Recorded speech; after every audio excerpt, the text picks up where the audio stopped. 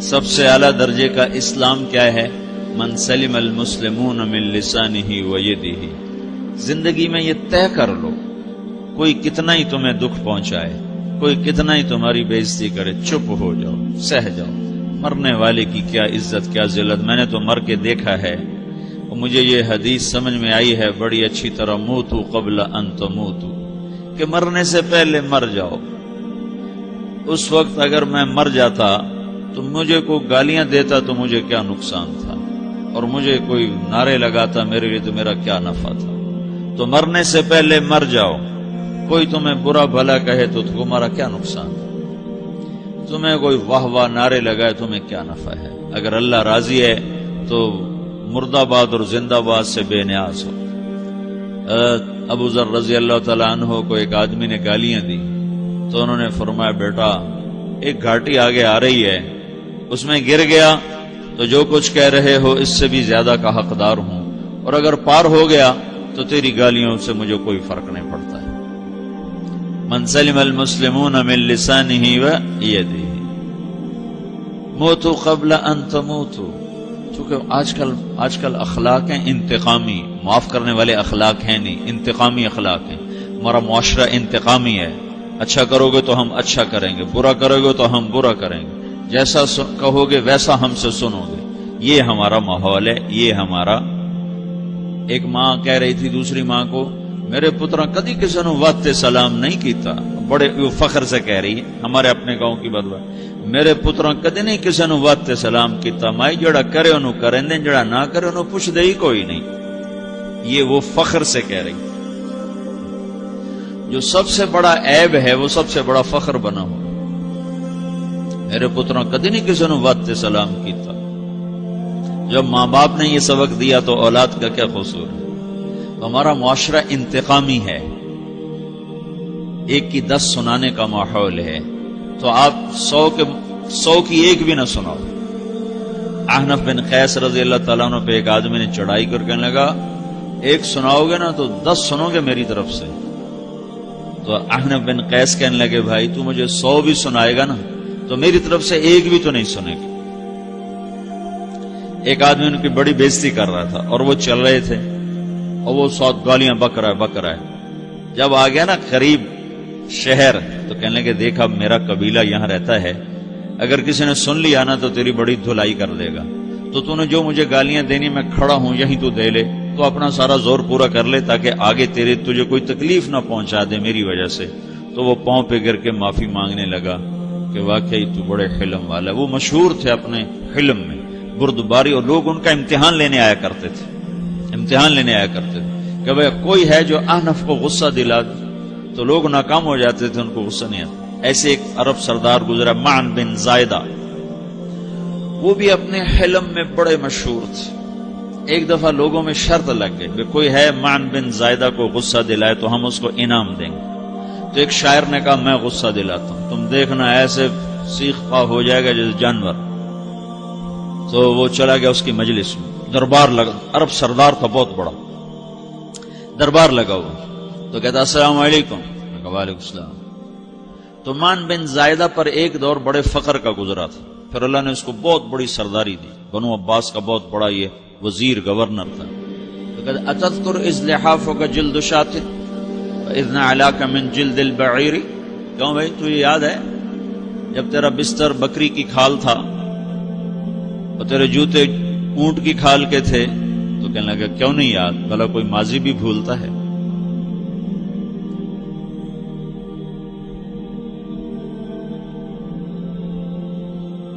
تو وہ کہنے لگا پہلا وار تو خطا کا فسبحان الذی اعطاک ملکا وعلمک الجلوس علی السریر. تو پھر ساری تعریفیں تو اللہ کی ہیں جس نے تیرے جیسے کو تخت پہ بٹھا دیا. کہاں بھئی ساری تعریفیں اللہ کی ہیں، میری تو کوئی اوقات نہیں. تو کہنے لگا سأرحل عن دیار انت فیہا وان جار الزمان علی الفقیر. جہاں تیرے جیسا حکمران ہو وہاں مجھے رہنا گوارا ہی نہیں ہے، میں یہاں سے چھوڑ کے نکل جاؤں گا چاہے کتنی تکلیف اٹھاؤں. بڑے دربار میں یہ ایک گورنر اور وزیر سے بات ہو رہی ہے تو وہ کہتا ہے اچھا بھائی اگر تو ہمارے پاس رہے گا تو ہم تیرا اکرام کریں گے، اور اگر تو جانا چاہتا ہے تو پھر رافقت کا سلام، تو وہ یہ بار بھی خالی گیا تو کہنے لگا فجد لی ابن ناقصۃ بمال،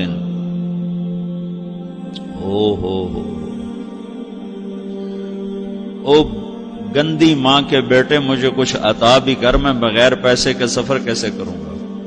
عرب کو کسی کو بھی ماں کی گالی دے دینا پھر عرب سردار ہو. فجد لی ابن ناقصۃ بمال، بری ماں کے بیٹے مجھے کچھ پیسے بھی دے، میں نے جانا ہے. میں کہا بھائی اس کو 3000 دے دیا جائے. اللہ تو کہنے لگا قلیل ما آتیتنی و انی لأطمع منک فی الکثیر، یہ تو بہت تھوڑا تو نے دیا ہے، مجھے اور دے. کہا اچھا بھائی 3000 اور دے دو. تو وہ شاعر کی بھی آنکھیں پھٹ گئیں. کہنے لگا اب ٹھہر جا ٹھہر جا، اب میں تیری اصل تجھے بتاتا ہوں. سألت اللہ ان یبکیک ذخرا فما لک فی البریۃ من نذیر، میں اللہ سے دعا کرتا ہوں اللہ تیرے جیسوں کو سلامت رکھے، تیرے جیسا دنیا میں کسی ماں نے جنا ہی کوئی نہیں. فمنک الجود والافضال حقا وفضل یدیک کالبحر الغزیر، تو ہی سخی ہے، تو ہی کریم ہے، اور سمندر بھی تیری سخاوت کے آگے کچھ نہیں ہے. تو نے کہا اچھا بھائی تو نے ہماری برائی کی، ہم نے تمہیں 6000 دیے، اب تو نے ہماری تعریف کی، اب 10,000 اور دے دو اس کو. باتیں ہی رہ گئیں، باتیں ہی رہ گئیں. کہاں سے لائیں ایسے لوگ؟ ہمارا معاشرہ انتقامی ہے، بدلہ لینے کا ہے، بدلہ لینے کا. تو میرے ساتھ کیا میں نے بھی کرنا ہے. تو اعلیٰ درجے کا اسلام یہ سکھا رہا نہیں چپ ہو جاؤ، سلامت بن جاؤ، سلامتی بن جاؤ، سلامتی کی علامت بن جاؤ. من سلم المسلمون من لسانہ ویدہ. اب وہ سوال کرتا ہے یا رسول اللہ ای الایمان افضل، سب سے اعلیٰ درجے کا ایمان کیا ہے؟ اسلام کیا ہے؟ کلمہ، نماز، روزہ، حج، زکات. اعلیٰ درجے کا اسلام کیا ہے؟ من سلم المسلمون من لسانہ ویدہ. یہ اخلاق کا ادنا درجہ ہے، ادنا درجہ ہے. ادنا درجے پر پہنچ کر آپ اسلام میں اعلیٰ درجے پر آ سکتے ہیں.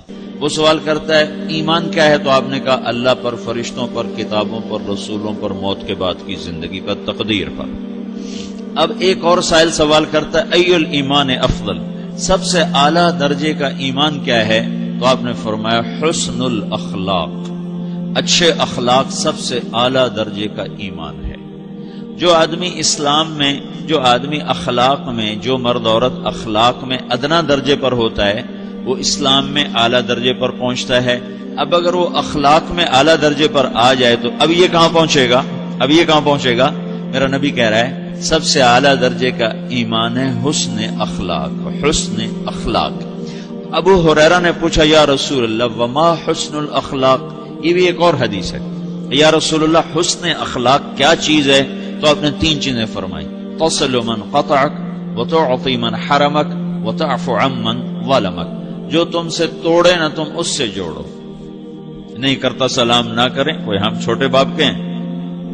ہم تو کبھی بھی نہ کریں، ہم تو کبھی بھی نہ منہ تھوکیں بھی نہیں ہم تو میرا نبی کہہ رہا ہے جو توڑے تم اس سے جوڑو، جو محروم کرے اسے عطا کرو، جو زیادتی کرے اس سے درگزر کرو. یہ 3 کام جو عورت مرد کر لے گا یہ اخلاق کے اعلیٰ درجے میں ہے. جب یہ اخلاق کے اعلیٰ درجے پر پہنچتا ہے تو پھر میرا نبی کیا بشارت دیتا ہے؟ ادنا درجے پر پہنچ کر تو اعلیٰ مسلمان کی بشارت ہے، اور اخلاق میں اعلیٰ درجے پر پہنچ کر میرا نبی کہتا ہے کاد الحلیم ان یکون نبیا، اعلیٰ اخلاق والا بس نبی بنتے بنتے رہ جاتا ہے. اعلیٰ اخلاق والا ایسے ہے جیسے کہ نبی، قریب ہے کہ وہ نبی بن جائے. یہ تو ہے نا ترجمہ، لیکن ہم ہمارے اردو میں کہتے ہیں وہ نبی بنتے بنتے بنتے رہ گیا. کیا مطلب؟ کہ اس میں اور نبی میں صرف نبوت کا فرق رہ جاتا، باقی وہ سب کچھ حاصل کر لیتا ہے. تو یہ سارے دین کا میں نے آپ کو خلاصہ بتایا ہے کہ میری آپ کی ضرورت ہے کہ میرا اسلام اعلیٰ درجے کا ہو، من سلم المسلمون من لسانہ و یدہ، میرا ایمان اعلیٰ درجے کا ہو،